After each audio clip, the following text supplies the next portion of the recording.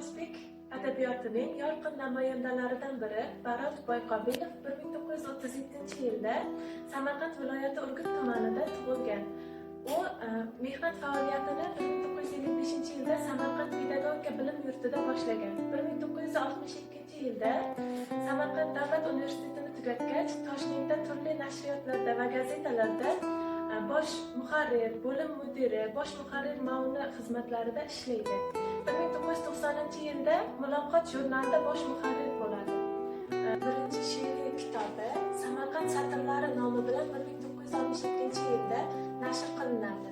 Shundan so'ng uning 40 dan ziyod she'riy to'plamlari, o'nlab dostonlari chop etiladi. Bular misol Seni eslayman, Sonetlar, Sharq kamalagi kabilardir. Barot Boyqobilov ijodida Alisher Navoiy mavzusi alohida o'rin egallaydi.